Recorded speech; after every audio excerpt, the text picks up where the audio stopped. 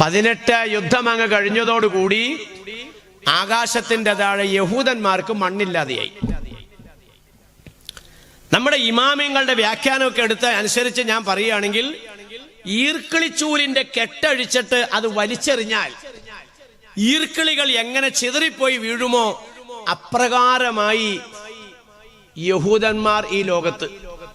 ഞങ്ങളുടെ മട്ടാഞ്ചേരിൽ വന്ന് ചാടി ഒരെണ്ണം, ചേന്നമംഗലത്ത് വന്ന് ചാടി വേറെ ഒരെണ്ണം, ഇങ്ങനെ ലോകത്തിന്റെ നാനാഭാഗത്ത്. ആ സന്ദർഭത്തിലാണ് അമേരിക്കയുടെ ഒത്താശയോടെ ബ്രിട്ടന്റെ വിദേശകാര്യ സെക്രട്ടറി, ഇപ്പൊ പേ പിടിച്ച് ഓടി നടക്കുന്നത് അമേരിക്കയുടെ വിദേശകാര്യ സെക്രട്ടറിയാണ്, ആന്റണി ബ്ലിങ്കൺ. അവൻ എല്ലാ കാക്കാമാരുടെ അടുത്തോടെ ചെല്ലും. വെടിവെപ്പ് ശക്താക്കുന്നതിന് മുമ്പ് സൗദി ചെല്ലും, സിറിയ ചെല്ലും, കുവൈറ്റ് ചെല്ലും, ഖത്തറിൽ ചെല്ലും, തുർക്കി ചെല്ലും, എല്ലാ സ്ഥലത്തും ചെല്ലും. കാക്കാനോട് ഒരു മിണ്ടരുത്, അവിടെ കൊല്ലാൻ പോവാണ്. കാക്ക പറയും മിണ്ടൂല. ഇത് തന്നെ ഇപ്പൊ ഫലസ്തീനും പറ്റിയത്. നിങ്ങൾ ശ്രദ്ധിച്ചോ? ഫലസ്തീനും സംഭവിച്ചത് ഇതാണ്. മണ്ണില്ലാതെ യഹൂദന്മാർ ഓടി നടക്കുമ്പോൾ അമേരിക്കയുടെ ഒത്താശയോടെ ബ്രിട്ടന്റെ വിദേശകാര്യ സെക്രട്ടറി വന്നത് ഫലസ്തീനിലാണ്. നിങ്ങളൊക്കെ ചിലപ്പോൾ കുറ്റം പറയും, എന്തിനാണ് ഫലസ്തീനി യഹൂദന് കിടക്കാൻ മണ്ണ് കൊടുത്തത്? ഫലസ്തീന് ഖുർആൻ അനുസരിച്ചാ ചെയ്തത്, ഒരു തെറ്റും ഫലസ്തീന് ചെയ്തിട്ടില്ല. ആൾക്കാരിപ്പോ പറയുന്നുണ്ട് യഹൂദനെ കിടത്താൻ അനുവാദം കൊടുത്തിട്ടല്ലേ യഹൂദൻ ഇപ്പൊ ഇവനെ ഉന്തിച്ചാടിച്ചത്. അങ്ങനെയാ, ഉന്തിച്ചാടിച്ചു. ബെഞ്ചേൽ സ്ഥലമില്ല, ഇവിടെ ഇരിക്കാൻ പറഞ്ഞു, ഇവിടെ ഇരുന്നോളാൻ പറഞ്ഞു. ഇരുന്നിട്ട് എന്ത് ചെയ്തു? തിക്കി തിക്കി തിക്കി തിക്കി ബെഞ്ചേന്ന് മൊത്തം താഴത്തേക്ക് അടി. ഇപ്പൊ റഫ എന്ന് പറയുന്ന ഒരു പോയിന്റ് കൊണ്ട് നിർത്തിയിരിക്കുക, ബാക്കിയൊക്കെ കൊന്നു. അവിടെ ഉള്ളതിനെ കൊല്ലല്ലേന്ന് ഇപ്പൊ എല്ലാവരും പറയണേ. നീ പോടാന്നാണ് തന്നെയാവും പറയണേ. ഡെയിലി കൊന്നു. ആർക്കും ഇപ്പൊ ഒരു വാർത്തയൊന്നും അല്ല. 2023 ഒക്ടോബർ 7 മുതൽ കുറെ ദിവസത്തേക്ക് മിമ്പറുകളിൽ ദുആ ഉണ്ടായി, മീറാബുകളിൽ ദുആ ഉണ്ടായി, പള്ളികളിൽ കുനൂത്തുകൾ ഉണ്ടായി, മുസല്ലകളിൽ കണ്ണീരുണ്ടായി. ഇപ്പൊ ഒരു 85% പ്രശ്നമില്ല. 85% മിമ്പറിലും ദുആ ഇല്ല, മീറാബിലും ദുആ ഇല്ല. മറന്നുപോയി. പിന്നെ ഇപ്പൊ എന്താണ്? ഇസ്ലാമിക് ഐഡന്റിറ്റി ഉള്ള ചില പത്രങ്ങളിൽ വരുന്നു, കഴിഞ്ഞ 24 മണിക്കൂറിന്റെ ഉള്ളിൽ 250 എണ്ണത്തിനെ കൊന്നു. അങ്ങനെ 250 ബ്രോയിലർ കോഴീനെ കൊന്നു എന്നല്ലേ പറഞ്ഞേ? 250 മുസ്ലിമിനെ. കണക്ക്, ആ കണക്കൊന്നും ശരിയല്ല, കൊന്നു. പിറ്റേ ദിവസം കാണും 190 എണ്ണത്തിനെ കൊന്നു. അങ്ങനെയാണ്. 24 മണിക്കൂറിന്റെ കണക്ക് മാത്രമേ ഇപ്പൊ എന്നുള്ളൂ. ജനങ്ങളെ, ഇത് കേട്ടിട്ട് എന്തേ നമ്മൾ പഠിക്കാത്തത്? എന്താണ് നമ്മൾ പഠിക്കേണ്ടത്? അതാ ശ്രദ്ധിച്ചോ? കിടക്കാൻ ഇടം കൊടുക്കണമെന്ന് ബ്രിട്ടന്റെ വിദേശകാര്യ സെക്രട്ടറി ഫലസ്തീനിൽ വന്ന് ആവശ്യപ്പെടാൻ കാരണം എന്താണ്? അമേരിക്ക ചോദിച്ചാൽ തരൂല, കാരണം ബൈബിളിൽ അങ്ങനെ ഇല്ല. ബ്രിട്ടനോട് ചോദിച്ചാൽ തരൂല, ബൈബിളിൽ അങ്ങനെ ഇല്ല. ഇന്ത്യയിൽ വന്ന് ചോദിച്ചാൽ തരൂല, രാമായണത്തിൽ അങ്ങനെ ഇല്ല, മഹാഭാരതത്തിൽ അങ്ങനെ ഇല്ല. അവിശ്വാസിയാണെന്നൊന്നും നോക്കണ്ട. ഒരു മനുഷ്യൻ നിന്റെ അടുക്കൽ അഭയം തേടി വന്നാൽ അവന് നീ അഭയം കൊടുക്കണമെന്ന് ആഹ്വാനം ചെയ്യുന്ന ഏക ഗ്രന്ഥമാണ് പരിശുദ്ധ ഖുർആൻ. ഇന്നഹദും മിനൽ മുശ്രിക്കീന ഇസ്തജാറക ഫാജിറുഹു. മുസ്ലിമല്ല, ഒരു മുശ്രിക്കായ മനുഷ്യൻ, ഒരു അവിശ്വാസിയായ മനുഷ്യൻ നിന്റെ അടുക്കൽ വന്ന് അഭയം തേടിയാൽ നീ അവനക്ക് അഭയം കൊടുക്കണേ. ഇതാ മനുഷ്യ സൗഹാർദ്ദം. മതസൗഹാർദ്ദം ലോകത്തില്ല, നിങ്ങളത് മനസ്സിലാക്കണം. ആൾക്കാർ പറയും മതസൗഹാർദ്ദം. എങ്ങനെ മതസൗഹാർദ്ദം ഉണ്ടാവുക? ഞാൻ ചോദിക്കട്ടെ, നെതന്യാഹുവും നരേന്ദ്രമോദിയും തമ്മിൽ മതപരമായിട്ട് യോജിപ്പാണെന്നാണ് നിങ്ങൾ മനസ്സിലാക്കിയേക്കണത്? അവർ ബദ്ധശത്രുക്കളാ. യഹൂദന്മാരുടെ ബദ്ധശത്രുവാണ് മജൂസികൾ. യഹൂദന്മാരുടെ ബദ്ധശത്രുക്കളാണ് അമേരിക്ക. പക്ഷെ അവരെല്ലാം മനുഷ്യപരമായിട്ട് വലിയ അടുപ്പത്തില. മുസ്ലിം പറയുന്നു ഏക ഇലാഹ്, വേറെ ചില മതങ്ങൾ പറയുന്നു 33 ഇലാഹ്. ഇവർ തമ്മിൽ യോജിക്കണേ എങ്ങനെയാ? അവരുടെ വിശ്വാസം അവിടെ കിടന്നോട്ടെ, ലക്കും ദീനുക്കും വലിയ ദീൻ. നിങ്ങളുടെ വിശ്വാസം നിങ്ങളുമായിട്ട് ജീവിച്ചോ, പക്ഷെ മനുഷ്യനുമായിട്ട് സ്നേഹം വേണം. ഇതാണ് ഖുർആൻ പറഞ്ഞത്. അവൻ മുശ്രിക്കാണോ നോക്കരുത്, അഭയം തേടി വന്നാൽ അഭയം കൊടുക്കണം. അതാണ് ബ്രിട്ടന്റെ വിദേശ സെക്രട്ടറി മെഡിറ്ററേനിയൻ കടലിന്റെ കിഴക്ക് ഭാഗത്ത് ഒരൊറ്റ അമുസ്ലിങ്ങൾ പോലും ഇല്ലാത്ത നാട്ടില് ഫലസ്തീനിൽ വന്നുകൊണ്ട് ആവശ്യപ്പെട്ടു, ഈ യഹൂദന്മാർക്ക് കിടക്കാൻ ഇടം കൊടുക്കാമോ? ലോകത്തുള്ള യഹൂദന്മാരെല്ലാം വിളിച്ചിങ്ങനെ കൂട്ടി കൂട്ടി കൂട്ടി കൂട്ടി യഹൂദ രാഷ്ട്രം അവർ വ്യാപിപ്പിച്ച് ഇപ്പൊ ഫലസ്തീൻ എന്നുള്ളത് ഒരു ചെറിയ കടുക് പോലെയായി മാറി. എന്തുകൊണ്ട് മാറി? കിടക്കാൻ ഇടം കൊടുത്ത യഹൂദിക്ക് ഇടം കൊടുത്ത ഫലസ്തീനിയോട് അള്ളാഹ് എന്താ പറഞ്ഞ്? അഭയം ചോദിച്ചു വരുന്ന മുശ്രിക്കിന് നീ അഭയം കൊടുക്കണം. എന്നിട്ട് എന്ത് ചെയ്യണം? ഹത്താ യസ്മഅ കലാമല്ലാഹ്, നിന്റെ ജീവിതത്തിലൂടെ അള്ളാനെ അവർക്ക് കാണിച്ചു കൊടുക്കണം. ഉറങ്ങാത്തവർ ശ്രദ്ധിച്ചോ, ഉറങ്ങണേന് ഇത് ശ്രദ്ധ കിട്ടൂല. ഞാൻ അങ്ങനത്തെ പ്രസംഗം എന്നെ പ്രസംഗിക്കുന്നു. ഉറങ്ങാത്തവർ ശ്രദ്ധിച്ചോ, കിടക്കാൻ ഇടം കൊടുക്കുക എന്നുള്ളൊരു ദീനി ദഅവത്താണ്. എന്ന് പറഞ്ഞാൽ കിടക്കാൻ ഇടം കൊടുത്തിട്ട് നീ എന്ത് ചെയ്യണം? അള്ളാഹുവിനെ നിന്നിലൂടെ അവർക്ക് കാണിച്ചു കൊടുക്കണം. എങ്ങനെയാണ് കുടുംബജീവിതം, എങ്ങനെയാണ് അയൽവക്ക ബന്ധം, എങ്ങനെയാണ് മക്കളെ വളർത്തേണ്ടത്, എങ്ങനെയാണ് കൃഷി ചെയ്യേണ്ടത്, എങ്ങനെയാണ് കച്ചവടം നടത്തേണ്ടത്, എങ്ങനെയാണ് രാജ്യം ഭരിക്കേണ്ടത്, എല്ലാത്തിനും നീ കാണിച്ചു കൊടുക്കണമെന്ന് ഫലസ്തീനിയോട് അല്ലാഹ് പറഞ്ഞെങ്കിൽ അവിടെ ഫലസ്തീനി പൊട്ടി. മുമ്പ് ഇങ്ങനെയൊക്കെ തന്നെയാ. ഇവിടെ ഇസ്ലാം പടർന്നത് ആരും വാളെടുത്തിട്ടല്ല, യുദ്ധം ചെയ്തിട്ടല്ല. മുസ്ലിം സമുദായത്തിന്റെ ജീവിതം കണ്ടപ്പോൾ ഇസ്ലാമിലേക്ക് ആളുകൾ കടന്നു വന്നു. അങ്ങനെയല്ലേ? സഹൽ റളിയല്ലാഹു തആലായുടെ തൊട്ടടുത്തുള്ളത് മജൂസി അല്ലായിരുന്നോ? മരിക്കാണ്ട ടൈമിലേക്കുള്ള രോഗമെത്തിയപ്പോൾ ബഹുമാനപ്പെട്ട ഒരു മോനെ വിളിച്ചിട്ട് പറഞ്ഞു, മോനെ നമ്മുടെ അയൽക്കാരനൊന്ന് വിളിച്ചേ. അയാൾ അടുത്തേക്ക് വന്നു കഴിഞ്ഞപ്പോൾ കിടക്കുന്ന ആളുടെ അടുത്ത് നിന്നിട്ട് മുകളിലേക്ക് നോക്കിയപ്പോൾ അയാൾക്കൊരു സത്യം മനസ്സിലായി. ഇക്കാലം വരെ ഞാൻ എൻ്റെ ടെറസിൽ നിന്ന് അഴുക്ക് അടിച്ചിട്ടുണ്ടിരുന്നത് ഇയാൾ കിടക്കണ സ്ഥലത്തേക്കാണല്ലോ. മജൂസി ചോദിച്ചു, സഹോദര നിങ്ങൾ എന്നെ വിളിച്ചു, നിങ്ങൾ അവസാന സമയത്തേക്ക് എത്തിയെന്ന് നിങ്ങൾക്ക് എന്നെ ബോധ്യപ്പെടുന്നു. പക്ഷേ ഇക്കാലം വരെ നിങ്ങൾക്ക് എൻ്റെ ഭാഗത്തു നിന്നൊരു ഉപദ്രവം ഉണ്ടായല്ലോ, നിങ്ങൾ അത് എന്തുകൊണ്ടിട്ടാണ് എന്നെ അറിയിക്കാതിരുന്നത്? ഖാദിമീനൽ ഗൈള വൽ ആഫീന അനിന്നാസ് വല്ലാഹു യുഹിബ്ബുൽ മുഹ്സിനീൻ. ഇതിങ്ങനെ ദേഷ്യം വരുന്നതൊക്കെ ക്ഷമിക്കാനും അയലക്കംകാരോടൊക്കെ നല്ല നിലയ്ക്ക് വർത്തിക്കാനും അവരിങ്ങോട്ട് ഉപദ്രവിച്ചാൽ അങ്ങോട്ട് ഉപദ്രവിക്കാതെ ഉപകാരം ചെയ്യാനും, ഇതെല്ലാമാണ് സുഹൃതം എന്നാണ് എൻ്റെ ഖുർആനിലൂടെ എൻ്റെ നബി എനിക്ക് പഠിപ്പിച്ചെന്നത്. അതുകൊണ്ട് നിങ്ങൾ ഇടുന്ന അഴുക്ക് ഞാൻ ഡെയിലി ശുദ്ധീകരിച്ചുകൊണ്ടിരിക്കുകയാണ്. എനിക്ക് അതിനകത്ത് പരാതിയില്ല. ഞാനിപ്പോൾ കാലാകാലമായി വിശ്വസിക്കുന്ന വിശ്വാസം എനിക്ക് വേണ്ട. ലാ ഇലാഹ ഇല്ലല്ലാഹ് മുഹമ്മദുർ റസൂലുള്ളാഹ്. നമുക്കിത് അതാ ഖുർആൻ പറഞ്ഞേ, നീ യഹൂദനെ അവിടേക്ക് കിടക്കാൻ ഇടം കൊടുത്തു. എന്നിട്ട് എന്ത് ചെയ്യണം? യഹൂദന് നിന്നിലൂടെ അള്ളാനെ കാണിച്ചു കൊടുക്കണം. ഇവിടെ ഫലസ്തീനി തോറ്റു. ഫലസ്തീനി എന്ത് ചെയ്തു? ട്രൗസർ ഇട്ടോണ്ട് വന്നതാ യഹൂദ ചെറുക്കനെ കണ്ടപ്പോ ഫലസ്തീനി ചെറുപ്പക്കാര് പാൻഡഴിച്ചു മാറ്റി, അവർ ഉടുതുണി അഴിച്ചു മാറ്റി, അവർ ട്രൗസർ ഇട്ടു. ബഹുമാനപ്പെട്ട സാദാത്യങ്ങൾ, ബഹുമാനപ്പെട്ട ഉലമാക്കൾ, ബഹുമാനപ്പെട്ട ഉമറാക്കൾ അവര് പറഞ്ഞു, മക്കളെ ഇത് യഹൂദന്റെ സംസ്കാരമാണ് കേട്ടോ, ഇത് നിങ്ങൾ അനുകരിക്കരുത്. ഇത് നിങ്ങൾ അനുകരിച്ചാൽ മൻ തശബ്ബഹ ബിഖൗമിൻ ഫഹുവ മിൻഹും, നീ യഹൂദനായി പോവും കേട്ടോ മോനെ. അതുകൊണ്ട് നീ ട്രൗസർ ഇടല്ലേ, നീ പാന്റ് ഇട, തുണി ഉടുക്ക്. പോടാ തങ്ങളെ, പോടാ മൊയ്ലിയാരെ, പോടാ കമ്മട്ടി, പോടാ കാർന്നോമാരെ. യഹൂദ ചെറുപ്പക്കാരൻ ട്രൗസറിന്റെ പോക്കറ്റിൽ നിന്ന് ഒരു പൊതിയെടുത്തു. ഫലസ്തീനി ചെറുപ്പക്കാരന് കൊടുത്തപ്പോൾ അവൻ ആവേശത്തോടെ താല്പര്യത്തോടെ മേടിച്ചത് പൊതി വിടർത്തി അല്പമെടുത്ത് നാക്കിന്റെ അടിയിൽ വെച്ചു. തങ്ങൾ പറഞ്ഞു, മോനെ യഹൂദൻ തന്ന പൊതി എടുക്കല്ലേട്ടോ, അത് ലഹരിയാണ് കേട്ടോ.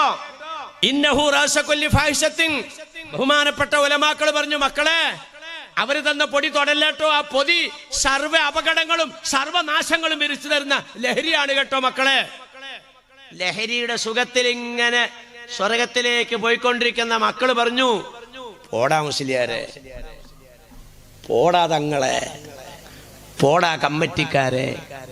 ഏത്തി സമാനുൻ അലാ ഉമ്മത്തി യഫിറൂന മിനൽ ഉലമാഇ വൽ ഫുഖഹാഇ യബ്തലിഹുമുല്ലാഹു ബിസലാസി ബലിയാത്തിൻ അർഫഉല്ലാഹുൽ ബറകത മിൻ കസ്ബിഹിം യുസല്ലിത്തുല്ലാഹു അലൈക്കും സുൽത്താനൻ ളാലിമാ യുഖ്രിജൂന മിനദ് ദുനിയ ബിഗൈരി ഈമാൻ ഔ കമാ ഖാല റസൂലുള്ളാഹി. ലോകം അവസാനത്തിലേക്ക് എത്തുമ്പോൾ ഉലമാക്കളെ ബഹിഷ്കരിക്കുന്ന സമൂഹം ഉണ്ടാകും. ഒരു വലിയമാരൊന്നും വകവയ്ക്കൂല, തങ്ങന്മാരൊന്നും കണക്കിലെടുക്കൂല, ആലിമീങ്ങൾക്കൊന്നും പരിഗണന കൊടുക്കൂല. 3 വിധത്തിൽ അവരെ അല്ലാഹ് പരീക്ഷിക്കുമെന്ന് നബീന റസൂലുള്ളാഹി. ഒന്നാമത്തെ, അവരുടെ ജീവിതത്തിലേ ബർക്കത്തുണ്ടാവില്ല. ഞാൻ ഓരോ ദിവസം പറയണ പോയിന്റുകളാണ് ഇത്. ജീവിതത്തിൽ ബർക്കത്തുണ്ടാവില്ല. ധിക്കാരിയായ ഭരണാധികാരിയെ കൊണ്ട് അല്ലാഹു തആല അവരെ ഭരിപ്പിക്കും. അല്ലാഹു അക്ബർ. യസൂമൂനക്കും സൂവല്ലാതെ വർത്താനം കണ്ടോ? ലോകത്തൊരു മനുഷ്യനും അനുഭവിക്കാത്ത വേദനകളും ദുരിതങ്ങളും ദുരന്തങ്ങളും ആ ഭരണാധികാരിയെ കൊണ്ട് അല്ലാഹു തആല സമൂഹത്തിനെ അനുഭവിപ്പിക്കും. ഫലസ്തീനി അനുഭവിക്കുന്ന പോലെ ലോകത്താരെങ്കിലും അനുഭവിക്കണ്ടോ? നമുക്ക് പാഠമാകണം. ഊരിപ്പിടിച്ച വാളുമായി മുത്തുനബിയെ കൊല്ലാമെന്ന ആളാണ് സയ്യിദന ഉമറുൽ ഫാറൂഖ്. അന്ന് റളിയല്ലാഹു അൻഹു ആയോ? ഇല്ല. എന്താ അടുത്തേക്ക് വന്നിട്ടുണ്ടായത്? വാളങ്ങ് വലിച്ചെറിഞ്ഞു, മുത്തുനബിയുടെ കാൽക്കിലേക്ക് വീണു. ഇല്ലേ? ആ മനസ്സിന് മാറ്റം കൊടുത്ത ശക്തിയുടെ പേരാണ് അല്ലാഹ്. കൊല്ലാൻ വാളുമായി ഊരിത്തന്നവൻ, പിടിച്ച വാളുമായി വന്നവൻ വാള് വലിച്ചെറിഞ്ഞ് കൊല്ലാൻ തയ്യാറായി വന്ന കൊല്ലപ്പെടേണ്ടതായ വ്യക്തിയെ കെട്ടിപ്പിടിച്ചു മുത്തം കൊടുത്തെങ്കിൽ ആ മനസ്സിനെ മാറ്റിയ ശക്തിയുടെ പേരാണ് അല്ലാഹ്. ഫലസ്തീനിക്ക് കടലിലൂടെ നീന്തിയാൽ നേരെ മദീന സൗദി ചെന്ന് കയറാം. കടലിലൂടെ നീന്തിയാൽ കുറെ മരുഭൂമി താണ്ടിയാൽ സിറിയയിലേക്ക് ചെന്ന് കയറാം. കുറെ തോട്ടങ്ങളും കൃഷിയിടങ്ങളും താണ്ടിയാൽ അവർക്ക് ഈജിപ്തിലേക്ക് ചെന്ന് കയറാം. കുറെ മരുഭൂമിയും കുറെ തോട്ടങ്ങളും ഒക്കെ അങ്ങോട്ട് കടന്നാൽ ജോർദാനിൽ ചെന്ന് കയറാം. എന്ന് പറഞ്ഞാൽ ഫലസ്തീനിന്റെ ചുറ്റും ചങ്ങലക്കണ്ണികൾ പോലെ അറബി രാജ്യങ്ങളാണ്. എവിടെ കയറി ചെന്നിട്ട് സലാം ചൊല്ലിട്ട് ഞാൻ ഫലസ്തീനിയാണേ എന്ന് പറഞ്ഞാൽ ഈ രാജ്യക്കാരെല്ലാം അവരെ ആലിംഗനം ചെയ്ത് അകത്തുകൊണ്ടേ സ്വീകരിക്കും. പക്ഷേ ഫലസ്തീനി പോകുന്നില്ല, അത് വേറെ കാര്യം. ഈ പള്ളിയുടെ അത്രയും നീളത്തിലുള്ള ട്രക്കർ നിങ്ങൾ കണ്ടു കാണും. നിങ്ങളുടെ വീട്ടിൽ എന്റെ പത്രത്തിലുണ്ടോന്നൊന്നും എനിക്കറിയില്ല. നിങ്ങൾ വളർത്തുന്ന പത്രങ്ങളൊക്കെ പലതും ചിലപ്പോൾ ഇസ്രായേലിന് പണം കിട്ടുന്ന പത്രമായിരിക്കും. ഒരു ഇസ്ലാമിക് ഐഡന്റിറ്റിയോടുകൂടി ഇറങ്ങുന്ന അവിടുത്തെ ഒരു പത്രത്തിനകത്ത് ഞാൻ കണ്ടതായി പള്ളിയുടെ അത്ര നീളമുള്ളതായ ഒരു വലിയ ട്രക്കർ. അതിന്റെ പ്ലാറ്റ്ഫോമിൽ മനുഷ്യന്മാരെ ഇങ്ങനെ അടക്കിയിരുത്തിയിരിക്കുകയാണ്. അടിയിൽ അടിക്കുറിപ്പ് എഴുതിയിട്ടുണ്ട്. കൈകാലുകൾ ബന്ധിച്ച് കണ്ണുകൾ മൂടിക്കെട്ടി അജ്ഞാത കേന്ദ്രത്തിലേക്ക് ഇസ്രായേലിൽ കൊണ്ടുപോകുന്ന ഫലസ്തീനി പുരുഷന്മാർ. ചുട്ടുപൊള്ളുന്ന മണലാരുണ്യത്തിൽ കിടക്കുന്ന ആ വണ്ടിയിൽ തകരത്തിന്റെ പ്ലാറ്റ്ഫോമില് ആ മനുഷ്യർ നഗ്നരായിട്ടിരിക്കുമ്പോൾ പൊള്ളുന്നതായ ഊര ഒന്ന് മാറ്റിവെക്കാൻ നിങ്ങൾക്ക് കഴിയോ? നിങ്ങളെല്ലാം ഈ കസേരയിൽ അകന്നകന്നിരിക്കുകയാണെങ്കിൽ ഇവരെങ്ങനെ അടുപ്പിച്ചിരുത്തിയിരിക്കുന്ന ഫോട്ടോയാ ഞാൻ കാണുന്നത്. അടുപ്പിച്ചിരുത്തിയിരിക്കുക. ഈ കൈകാലുകൾ ബന്ധിച്ച മനുഷ്യരെ ആ ട്രക്കറിന്റെ അകത്തേക്ക് അതിന്റെ പ്ലാറ്റ്ഫോമിലേക്ക് അങ്ങനെ അടുപ്പിച്ച് കയറ്റി ഇരുത്തിയപ്പോൾ തന്നെ എത്ര വേദന അനുഭവിച്ചിട്ടുണ്ടാവും? കയ്യും കാലും കെട്ടിയ ഒരു മനുഷ്യനെ അതിലേക്ക് എങ്ങനെയാ കയറ്റുക, എങ്ങനെയാ ഇരുത്തുക? ഇനി ഇരുന്നു 2 മണിക്കൂർ നീ വെയിൽ കൊണ്ടാ മതി, നിന്നെ ഇനി കൊണ്ടേ ആക്കുന്നത് AC റൂമിലേക്കാണ്. അല്ല, അജ്ഞാത കേന്ദ്രം. ചുണ്ടിൽ ടേപ്പൊട്ടിക്കുകയാണ്, കൈകൾ ബന്ധിക്കുകയാണ്, കാലുകൾ ബന്ധിക്കുകയാണ്. വീഡിയോകളൊക്കെ നിങ്ങൾ കണ്ടിട്ടുണ്ടാകും. കടാര കൊണ്ട് പുറത്ത് ഇങ്ങനെ അങ്ങോട്ട് വരയും, അപ്പൊ തോലങ്ങ് പൊളിയും. വീണ്ടും അവിടെ തന്നെ വരയും, മാംസം വിടരും. വീണ്ടും അവിടെ തന്നെ വരയും, നട്ടെല്ലിന്റെ ജോയിന്റുകൾ വിടും. പച്ചയായ മനുഷ്യൻ. യശോമൂനക്കും സൂവല്ലതാ. ലോകത്ത് ഒരു മനുഷ്യനും അനുഭവിക്കാത്ത വേദനയാണ് മുസ്ലിം സമൂഹമാകുന്ന ഫലസ്തീനി ഇസ്രായേലികളെ കൊണ്ടെന്ന് അനുഭവിക്കുന്നത്. കുഞ്ഞുങ്ങളെ പിടിച്ചങ്ങോട്ട് കൊണ്ടുപോയാൽ കടാരയുടെ മന കൊണ്ടിട്ട് അതിന്റെ ഒരു കണ്ണിന്റെ കൃഷ്ണമണി മാത്രം തോണ്ടിയെടുക്കും. കണ്ണിന്റെ ഒരു കൃഷ്ണമണി തോണ്ടുമ്പോൾ ആ കുഞ്ഞ് വിളിക്കുന്നത് ഉമ്മച്ചേന്നാണ്. സഹോദരിമാരെ, ആ വിളി കേൾക്കാൻ അതിന്റെ നൊന്തപറ്റ ഉമ്മ അടുത്തില്ലെങ്കിൽ നിന്റെ ഒക്കത്തിതാ കുഞ്ഞിരിക്കുന്നുണ്ട്, നിന്റെ ഭർതത്തുമ്പിൽ പിടിച്ചോണ്ട് നിന്റെ മോളിരിക്കുന്നുണ്ട്, നിന്റെ മക്കള് നിന്റെ കുടുംബത്തിലുണ്ട്. അല്ലാഹുവേ, എന്റെ ഐഡന്റിറ്റി ആണല്ലോ ഫലസ്തീനിക്കുള്ളത്. എന്താണ് അവരുടെ ഐഡന്റിറ്റി? അവർ അല്ലാഹുവിൽ വിശ്വസിച്ചിരിക്കുകയാണ്. അതാണ് യഹൂദന് പറയാനുള്ള ആരോപണം. ക്രൂരമായി ഇപ്പൊ ആണുങ്ങളെ കൊണ്ടുപോയത് ഞാൻ പറഞ്ഞു, കുഞ്ഞുങ്ങളെ കൊണ്ടുപോയത് പറഞ്ഞു. സഹോദരിമാരുടെ അവസ്ഥ എന്താ മോളെ പറ? ആയിരക്കണക്കിന് പെൺകുട്ടികൾ. ഫലസ്തീനികൾ എന്ത് സൗന്ദര്യമുള്ളവരാന്നറിയോ? നിങ്ങൾ കണ്ടില്ലേ കുഞ്ഞുങ്ങളുടെ ജനാസയൊക്കെ ഇങ്ങനെ കണ്ണീരോടെ ഇങ്ങനെ പൊക്കി പിടിച്ചോണ്ടിരിക്കുന്ന ചിലര്? എന്താണ് ഇപ്പൊ ആ കുഞ്ഞിന്റെ ഒക്കെ അഴക്? പുഷ്പം പോലെ ഇരിക്കുന്ന മക്കള് എന്ന് പറഞ്ഞാൽ സാധാരണക്കാരല്ല, അവർ യൂസുഫ് നബിയുടെ പിന്തലമുറക്കാരാ. ഫലസ്തീനികൾ എന്ന് പറഞ്ഞാൽ യൂസുഫ് നബിയുടെ പിന്തലമുറക്കാരാ. യൂസുഫ് നബി ആരാണ്? ലോകത്തെ ഏറ്റവും വലിയ സൗന്ദര്യവാനായിരുന്നു. ഞാൻ ഈജിപ്റ്റ്, സിറിയ, ജോർദാൻ, അങ്ങനെ ഫലസ്തീനൊക്കെ ഇങ്ങനെ സന്ദർശിക്കാൻ വേണ്ടി ഇങ്ങനെ പോയി ഒരിക്കൽ. അപ്പൊ എന്റെ വീട്ടുകാർ പറഞ്ഞു, ദേ ആ പൊട്ട ജനലിന്റെ ഇടയിൽ ആ സ്ക്രീനിന്റെ മറയിൽ ഒരു മുഖം നോക്കിക്കെന്ന് പറഞ്ഞു എന്നോട്. അല്ലാഹു അക്ബർ. ഒരു പെൺകുട്ടി നോക്കിയാണ്, ഒരു പൊട്ട ജനല മൊത്തം പൊളിഞ്ഞത് അവരുടെ വീടുകളൊക്കെ. അവിടെ ഇരിക്കുന്ന ഒരു കട്ടന്റെ ഇടയിൽ കൂടി ഞങ്ങളുടെ സംഘം ഇങ്ങനെ പോകുമ്പോൾ ഒരു പെൺകുട്ടി ഇങ്ങനെ നോക്കിയിരിക്കുകയാണ്. ഉദിച്ചു വരുന്ന ചന്ദ്രനെ പോലും നാണിപ്പിക്കുന്ന രീതിയിലുള്ള സൗന്ദര്യം. ഇങ്ങനെയുള്ള കുട്ടികൾ, ആയിരക്കണക്കിന് പെൺകുട്ടികൾ, ആണുങ്ങളുടെ ക്രൂരമാകുന്ന അവർക്ക് കിട്ടുന്ന അവസ്ഥ ഞാൻ ഒന്ന് സൂചിപ്പിച്ചു.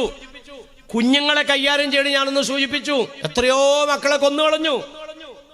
വെറും ബ്രോയിലർ കോഴി അറക്കുന്നത് പോലെ ഒരുത്തൻ ഇങ്ങനെ പിടിക്കും, മറ്റവൻ ഇങ്ങനെ അറക്കും. അങ്ങനെ ചെയ്തുകൊണ്ടിരിക്കുകയാണ്. എന്റെ സഹോദരന്മാരെ, സഹോദരിമാരുടെ അവസ്ഥ ഒന്ന് ചിന്തിക്കുമോളെ. ആയിരക്കണക്കിന് പെൺകുട്ടികൾ ദുഷ്ടന്മാരാകുന്ന, അക്രമികളാകുന്ന, തെമ്മാടികളാകുന്ന യഹൂദന്മാർക്ക് കിടന്നു കൊടുക്കേണ്ട അവസ്ഥ വന്നെങ്കിൽ ആ കുട്ടികളിൽ നിന്ന് എന്ന് ആഗ്രഹിക്കുന്ന അല്ലാഹ്, ഈ ദുഷ്ടന് വേണ്ടി ഞാൻ കിടന്നു കൊടുക്കുന്നതിന് മുമ്പ് നീ എന്നെ അങ്ങ് മരിപ്പിച്ചിരുന്നായിരുന്നു നിങ്ങൾ റബ്ബേ. 10,000-കണക്കിന് പെൺകുട്ടികൾ ഇന്ന് ജൂതന്മാരുടെ അടിമകളായി ജീവിച്ചുകൊണ്ടിരിക്കുമ്പോൾ നമ്മൾ സ്വസ്ഥമായി നമ്മുടെ കുടുംബത്തിൽ കഴിയോ മോളെ? അവിടെ ഇറക്കിയ അതേ തമ്പുരാൻ തന്നെയാ ഇവിടെ നമ്മളെയും ഇതേ നിലയ്ക്ക് ജീവിപ്പിച്ചുകൊണ്ടിരിക്കുന്നു. ഉറങ്ങാത്തവരോട് ശ്രദ്ധിച്ചേ, ലോകത്താര് പറഞ്ഞാലും അവർ കുലുങ്ങൂല.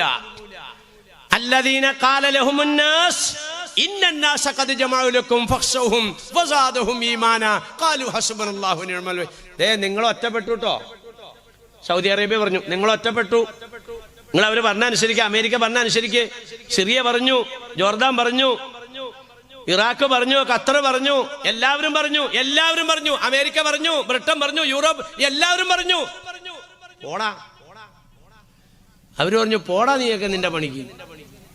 ഞങ്ങളെ അവരെല്ലാവരും കൂടി ചുറ്റി വായിലിടുവോ? എന്നാ ഇട്ടോട്ടെ.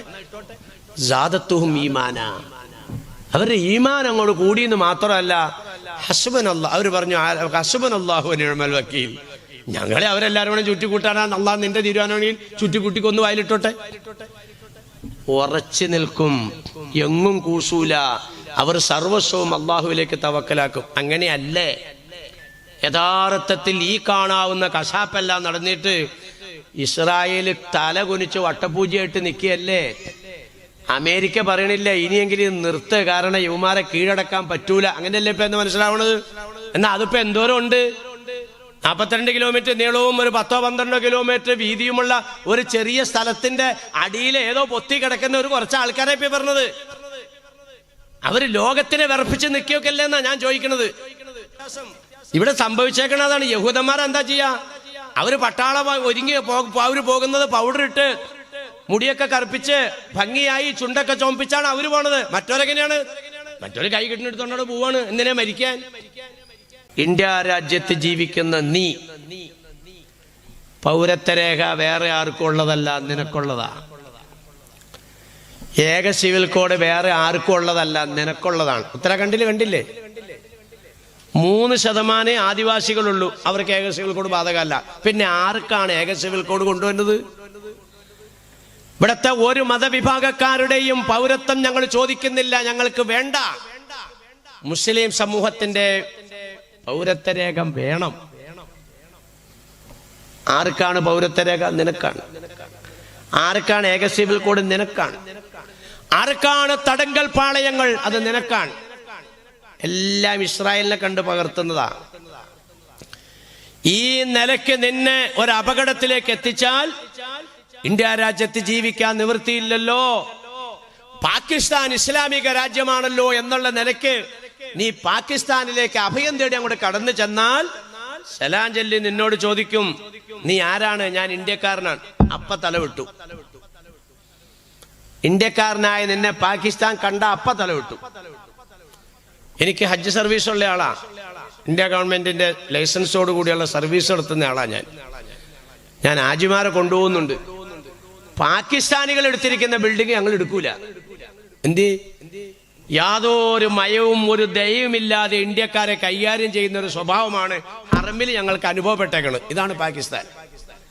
രക്ഷപ്പെടുവോ? ഇന്ന് ഇന്ത്യ ഭരിക്കുന്ന പലരും നിങ്ങളിവിടെ ജീവിക്കേണ്ടവരല്ല, നിങ്ങൾ പാകിസ്ഥാനിലേക്ക് പോകേണ്ടവരാണ്, നിങ്ങൾക്കിവിടെ ഒരു അവകാശമില്ല എന്ന് പറയുന്നുണ്ടെങ്കിൽ അവരെ കൊണ്ട് തിരുത്തി പറയിപ്പിക്കുന്നവന്റെ പേരാണ് അള്ളാഹ്. ഇന്ത്യ രാജ്യത്തിന്റെ സ്വാതന്ത്ര്യത്തിന് ഏറ്റവും മുന്നിൽ നിന്ന് പോരടിച്ച് രക്തം ചിന്തിയ ഈ സമുദായമാണ്. ഏറ്റവും കൂടുതൽ ഖജനാവിലേക്ക് നികുതി പണം തരുന്നത് ഈ സമുദായമാണ്. ഈ രാജ്യത്ത് പ്രധാനമന്ത്രിമാരെ കൊന്നവർ ഇവരല്ല, രാഷ്ട്രപിതാവിനെ കൊന്നവർ ഇവരല്ല, ഈ രാജ്യത്ത് സ്ഫോടനങ്ങൾ ഉണ്ടാക്കിയവർ ഇവരല്ല, രാജ്യത്തിന് ഒറ്റുകൊടുത്തവർ ഇവരല്ല. ഇവർ ഈ രാജ്യത്ത് താമസിക്കേണ്ടവരാണ്. മറ്റ് മതവിഭാഗങ്ങളെ പോലെ ഇവർക്കും അവകാശമുണ്ട് എന്ന് ഭരിക്കുന്നവരെ കൊണ്ട് പറയിപ്പിക്കുന്നവന്റെ പേരാണ് അല്ലാഹ്. ആ അല്ലാഹു പറയിപ്പിക്കണമെങ്കിൽ ലാ യുഗയ്യിറു മാ ബിഖൗമി മാ ബിഅൻഫുസിഹിം ഇന്നല്ലാഹ ലാ യുഗയ്യിറു മാ ബിഖൗമിൻ. അല്ലാഹു സുബ്ഹാനഹു വ തആല ഒരു സമുദായത്തെ രക്ഷപ്പെടുത്തുകയില്ല. ലാ യുഗയ്യിറു മാ ബിഅൻഫുസിഹിം.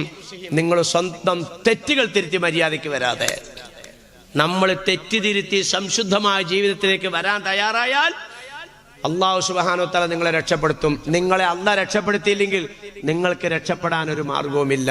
അതാണ് ഫലസ്തീനി. എന്താ പറഞ്ഞത്? ഏറ്റവും കൂടുതൽ ഇന്ന് നിങ്ങൾ എടുത്തു നോക്കിക്കോ, ഏറ്റവും കൂടുതൽ ട്രൗസർ ഇട്ടുകൊണ്ട് നടക്കുന്ന മക്കൾ ആരാ? നിങ്ങൾ നോക്കിക്കോ, നിങ്ങളെടുത്ത് നോക്കിക്കോ. ഏറ്റവും കൂടുതൽ ഈ കേരളത്തിൽ മയക്കുമരുന്ന് ഉപയോഗിക്കുന്ന ആരാ? എനിക്ക് ധൈര്യമായിട്ട് പറയാം, കാരണം ഞാൻ എൻ്റെ നഗ്നമായ എൻ്റെ ചെവികളെ കൊണ്ടിട്ട് നേരിട്ട് കേട്ടതാണ്. ഈ കേരള സംസ്ഥാനത്തെ എക്സൈസ് സർവീസിലെ ഉയർന്നതായ ഒരു ഉദ്യോഗസ്ഥൻ മോളിൽ ചുവന്ന ലൈറ്റുള്ള വാഹനത്തിൽ ബോഡി ഗാർഡോട് കൂടിയാണ് അയാൾ വന്നത്. പെരുമ്പാവൂർ ഒരു ഓഡിറ്റോറിയത്തിൽ അയാൾ പ്രസംഗിക്കുന്നു, ഞാൻ എൻ്റെ ഔദ്യോഗിക സേവന കാലഘട്ടത്തിൽ എന്റെ അടുക്കൽ വന്ന കേസുകളിൽ 80% മുസ്ലിം സമുദായത്തിൽപ്പെട്ടവരുടെ കേസാണ് എന്റെ അടുക്കിലേക്ക് വരിക. മയക്കുമരുന്ന്, ലഹരി, കടത്ത്. ഇതാരാണ് നിയന്ത്രിക്കുക? പറ്റുമോ? ഉലമാക്കളെ കൊണ്ട് സാധിക്കുമോ? കമ്മിറ്റിക്കാരെ കൊണ്ട് സാധിക്കുമോ? നിങ്ങൾ മനസ്സിലാക്കിക്കോ, ഫലസ്തീൻ ഇവിടെ ആവർത്തിക്കപ്പെടും. അള്ളാഹു കാത്ത് രക്ഷിക്കുമാറാകട്ടെ. ഞാൻ എന്താ പറഞ്ഞു വന്നത്? നമ്മുടെ ഈ കേരളത്തിൽ നിന്ന് ഏറ്റവും കൂടുതൽ ഡൗസർ ഇട്ട് നടക്കൊണ്ടോടെ മക്കൾ ആരാ? ഏറ്റവും കൂടുതൽ പെണ്ണുങ്ങൾ മുടി കെട്ടിയതുപോലെ മുടി കെട്ടി വെച്ചുകൊണ്ട് നടക്കുന്ന ആൺകുട്ടികൾ ഏത് സമുദായത്തിലാ? ഹിന്ദുവിലാണോ, ക്രിസ്ത്യാനിയിലാണോ, അത് ഈ സമുദായത്തിലാണോ? പൊന്നാർ നബിത്തങ്ങൾ എന്താ പറഞ്ഞത്? തടി, മിടുക്കും, സൗന്ദര്യവും, കാശും ഉള്ളതിനെ കെട്ടല്ലേ, കെട്ടിച്ചു കൊടുക്കല്ലേ. മതബോധമുണ്ടോ എന്ന് നിങ്ങൾ അന്വേഷിക്കുക. ആരാണ് അന്വേഷിക്കുന്നത്? പറ. ഇത് കൊടുക്കണമെന്ന് ആവശ്യപ്പെട്ട ഏക മതമല്ല ഇത്. ഒരു ഹിന്ദുവായ പോലീസ് ഓഫീസർ ഇതേ നിലയിൽ ഒരു സമുദായത്തിന്റെ നേതാവിനോട് വിളിച്ചു പറയേണ്ടി വന്നെങ്കിൽ സമുദായം എവിടെ എത്തി? ഏറ്റവും കൂടുതൽ വിവാഹമോചന കേസുകളും കുടുംബ കലഹങ്ങളും കുടുംബ കോടതി ചെന്ന് നോക്ക് ഈ സമുദായത്തിൻ്റെതാണ്. ഏറ്റവും കൂടുതൽ യുക്തിവാദികൾ പെരുകിക്കൊണ്ടിരിക്കുന്നത് ഈ സമുദായത്തിന്റെ. ഇതൊരു ഭയങ്കര പോയിന്റ് കേട്ടോ. ഞാൻ അതേൽ തൊടണില്ല, കാരണം തൊടാനുള്ള ഒരു ശൈലിയിലല്ല കാര്യങ്ങൾ. ഏറ്റവും കൂടുതൽ യുക്തിവാദികൾ, നിങ്ങൾ യുക്തിവാദികളുടെ സംഘടന പോയി എടുത്തു നോക്കിക്കോ. ഏറ്റവും കൂടുതൽ യുക്തിവാദികൾ മുസ്ലിം സമുദായത്തിന്റെ അംഗങ്ങളാണ്. എന്നിട്ട് അവരെന്താ പറഞ്ഞോ? ഞാൻ എക്സ് മുസ്ലിമാണ്. അത് അഭിമാനത്തോടെ പറഞ്ഞേ, ഞാൻ മുസ്ലിമിൽ നിന്നും പുറത്തു ചാടിയവനാണ്, പുറത്തു ചാടിയവളാണ്. എന്താണ് കുഴപ്പം? ഇവിടത്തെ ഒരൊറ്റ ഹിന്ദു കുട്ടി, യുക്തിവാദിയിലേക്ക് നമ്മുടെ മക്കൾ പോകാനുള്ള കാരണം ഇതാ. നമ്മുടെ ഈ രാജ്യത്തെ ഒരൊറ്റ ഹിന്ദു കുട്ടി ഒരു യുക്തിവാദി നേതാവിന്റെ നാവിൽ നിന്നും പരിഹസിക്കപ്പെടുന്നില്ല. ശ്രദ്ധിച്ചോളണം നിങ്ങൾ. ഒരൊറ്റ ക്രിസ്ത്യാനി കുട്ടി ഈ രാജ്യത്തെ ഒരു യുക്തിവാദിയുടെ നാവിൽ നിന്നും നാണം കടത്തപ്പെടുന്നില്ല. ആ സ്ഥാനത്ത് മുസ്ലിം കുട്ടികൾ യുക്തിവാദിയുടെ നാവിനാൽ നാണം കെടുകയാണ്. ഇതാ യുക്തിവാദികൾ സമുദായത്തിൽ കൂടുതൽ കയറാൻ കാരണം. പരിഹാരം നമുക്കുണ്ടാക്കാം എന്ന് പറഞ്ഞാൽ ഒരൊറ്റ യുക്തിവാദിയുടെ നേതാവും യേശു ക്രിസ്തു ജാരസന്തതിയാണെന്ന് പറയില്ല. നിങ്ങൾ കേട്ടിട്ടുണ്ടോ? ഇല്ല, പറയില്ല. യഥാർത്ഥത്തിൽ യുക്തിവാദിക്ക് അങ്ങനെ വേണമെങ്കിൽ പറയാൻ പാടില്ലേ? ക്രിസ്ത്യാനികൾ ആദരിക്കുന്ന മറിയം, അവൾ വ്യഭിചാരിണിയാണ്. കാരണം ഭർത്താവില്ലാണ്ടാണ് ഈ യേശു എന്ന് പറയുന്നത് ഇതിനെ പ്രസവിച്ച്. അപ്പോൾ അവൾ വ്യഭിചാരിയല്ലേ? മുസ്ലിമിന് ഇത് പറയാൻ പാടുണ്ടോ? പാടില്ല, പാടേയില്ല. ഇസ്ലാമിൽ നിന്ന് പുറത്തു പോകും. പക്ഷെ യുക്തിവാദിക്ക് ഇങ്ങനെ പറയാൻ പാടില്ലേ? പക്ഷെ യുക്തിവാദി പറയണുണ്ടോ? ഇപ്പൊ ക്രിസ്ത്യാനി കുട്ടി നിവർന്നിരിക്കുകയാണ്. ഒരു ഹിന്ദു കുട്ടി കൃഷ്ണൻ 11,000 പെണ്ണ് കെട്ടിയവനാണ്. ഒരു യുക്തിവാദിയും പറയുന്നത് ഹിന്ദു കുട്ടി കേൾക്കണില്ല. കാരണം എന്താ? യുക്തിവാദി പറയില്ല. രാമൻ കൊലയാളിയാണ്, രാവണനെ കൊന്നത് അവനാണ്. ഒറ്റ യുക്തിവാദിയും പറയില്ല. അപ്പൊ ഹിന്ദു കുട്ടി മാന്യനായി നിൽക്കുകയാണ്. മുസ്ലിം കുട്ടി, നിങ്ങളുടെ നബി 11ാമത്തെ വയസ്സിൽ ആയിഷാനെ കെട്ടിയില്ലടാ, പോട്ട, മിണ്ടൂല. സ്വന്തം ജനിച്ച നാട്ടിൽ നിന്നും നിന്റെ നബീനെ നാട്ടുകാർ ആട്ടി ഓടിച്ചില്ലേടാ, മിണ്ടൂല. മുസ്ലിം അല്ലാത്തവരെ കണ്ടാ കൊല്ലണമെന്ന് നിന്റെ ഖുർആനിൽ സൂറത്ത് തൗബയിൽ 5ാമത്തെ ആയത്തിൽ ഇല്ലേടാ. ഫഖ്തുൽ മുശ്രിക്കീന ഹൈസു വജത്തുമൂഹും. ഇവൻ വീട്ടിൽ ചെന്ന് മുസഹഫ് എടുത്തു നോക്കും, ഖുർആന്റെ പരിഭാഷ സൂറത്ത് തൗബ എടുക്കും. 5ാമത്തെ ആയത്ത് അമുസ്ലിമിനെ കണ്ണോടുത്ത് വെച്ച് കൊല്ലണം. ഞാൻ എക്സ് മുസ്ലിമാ, ഇസ്ലാമിൽ നിന്ന് പുറത്തുപോയി. ഉണ്ടോ? എന്തിയേ? നമ്മുടെ മക്കൾക്ക് പറയാൻ അറിയില്ല. ഭയങ്കര കുഴപ്പത്തിലേക്ക് പോണേ, ബുദ്ധിയില്ല. അത് തന്നെ പോട്ടെ. പക്ഷെ ഈ മക്കൾക്ക്, നമ്മുടെ മക്കൾക്ക് ചോദിക്കാറില്ല. എടാ, ഈ ഗൾഫ് രാജ്യങ്ങളിലേക്കൊക്കെ പോയി അല്ലടാ നീ കാശുണ്ടാക്കിയത്? ഇസ്ലാമിക രാജ്യമാണടാ സൗദി അറേബ്യ. ഖുർആൻ അവിടുത്തെ ഭരണഘടന. അവിടെ ചെന്ന് നിന്റെ ചേട്ടൻ ഇറങ്ങി എയർപോർട്ടിൽ ചെന്നു, അവിടെ ചെന്നു. പിന്നെ എമിഗ്രേഷനൊക്കെ നടന്ന് നോക്കുമ്പോ നിന്റെ പാസ്പോർട്ടിൽ എഴുതിയിരിക്കുന്നു കുഞ്ഞികൃഷ്ണൻ. മാറിക്കടാ, നീ മുസ്ലിം അല്ല. എടാ, ലോകത്ത് അങ്ങനെ ഉണ്ടായിട്ടുണ്ടോടാ? മുസ്ലിം അല്ലാത്തവരെ കാണുമ്പോ കാണോടത്ത് വെച്ച് കൊല്ലണമെന്ന് പറഞ്ഞെങ്കിൽ ലോകത്ത് എവിടെയെങ്കിലും ഒരു മുസ്ലിം അല്ലാത്ത മനുഷ്യനെ മുസ്ലിം അല്ലാത്തതിന്റെ പേര് കൊല്ലുന്നു എന്ന് പറഞ്ഞു കൊന്നിട്ടുണ്ടോടാ? നേരെ മറിച്ച് നിന്റെ രാജ്യത്ത് എന്താടാ നടക്കണേ? മുസ്ലിം ആയതുകൊണ്ട് മാത്രമല്ലേടാ കൊല്ലണേ? പറ. തിരിച്ചു ചോദിക്കാൻ നമ്മുടെ മക്കൾക്ക് അറിയില്ല. നമ്മുടെ മക്കൾ ആരാവും? ഞാൻ എക്സ് മുസ്ലിമാണ്. എല്ലാത്തിനും ഉത്തരവാദി നമ്മളാ. അപ്പൊ ഞാൻ എന്താ പറഞ്ഞു വന്നത്? യുക്തിവാദി പെരുകുന്നു, കള്ള് പെരുകുന്നു, ഉമ്മാനെ തല്ലണവർ പെരുകുന്നു, വാപ്പാനെ തല്ലണവർ പെരുകുന്നു, ഉലമാക്കള് പറയുന്നത് ധിക്കരിക്കുന്നു. ഈ ഒരവസ്ഥയിലേക്ക് ഫലസ്തീനി ചെന്നെത്തിയപ്പോൾ അല്ലാഹു സുബ്ഹാനഹു വതആല കൈകാര്യം ചെയ്തു. ഈ കൈകാര്യം ചെയ്യലെന്ന് പറഞ്ഞാൽ എന്താ? കൊലപാതകങ്ങളാണ്, കൊലപാതകങ്ങളാണ്. യഥാർത്ഥത്തിൽ വലിയ അപകടത്തിലേക്കായി രാജ്യം പോണത്. ന്യൂനപക്ഷമാകുന്ന മുസ്ലിം സമൂഹത്തിന്റെ ഉത്തരാഖണ്ഡിലല്ല കണ്ടത്. ചുമ്മാ കയറി പള്ളി അങ്ങ് ആക്രമിച്ചു, മദ്രസയും പൊളിച്ചു, വെടിയങ്ങ് വെച്ചു, 6 കൊന്നു. 60 ആശുപത്രിയിൽ 60 വണ്ടി മറിഞ്ഞ് പരിക്കുപറ്റിയതല്ല, 60 വെടിയേറ്റതാണ്. 600 പേരിൽ കേസ്. ഇന്നും അറസ്റ്റ് ചെയ്തിട്ടുണ്ട് കുറെ എണ്ണങ്ങളെ. എന്നിട്ട് നേതാക്കന്മാരെല്ലാവരും കൂടി നിന്നിട്ട് പറഞ്ഞു ഇവിടെ ഇപ്പൊ ശാന്തമാണ്. എന്തുകൊണ്ട് ശാന്തം? പാവപ്പെട്ടവരെ പള്ളി പിടിച്ചെടുത്തു, മദ്രസ പിടിച്ചെടുത്തു, അക്രമം ചെയ്തു. എന്ത് ശാന്തം? യഥാർത്ഥത്തിൽ ഇവിടെ എത്ര മര്യാദയോടെയും ശാന്തതയോടെയും ക്ഷമിച്ചും ജീവിക്കുന്ന ആളുകളെ പ്രകോപിപ്പിച്ച് ഇവരൊരു അക്രമവാസനയിലേക്ക് എത്തിക്കുന്ന ഒരു ശൈലിയിലേക്കാണോ രാജ്യത്തെ ഭരണാധികാരികൾ കൊണ്ടുപോകുന്നതെന്ന് ഞാൻ സംശയിക്കുകയാണ്.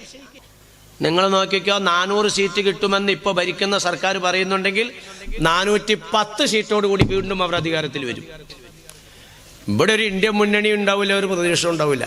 നിങ്ങൾ നോക്കിക്കോ, റസൂലുള്ളാഹിയുടെ വാക്കനുസരിച്ച്, ഇന്നത്തെ പുതിയ തലമുറയുടെ പോക്കനുസരിച്ച് ഒരു കാരണവശാലും ഒരു ഭരണമാറ്റം ഈ രാജ്യത്തുണ്ടാവില്ല.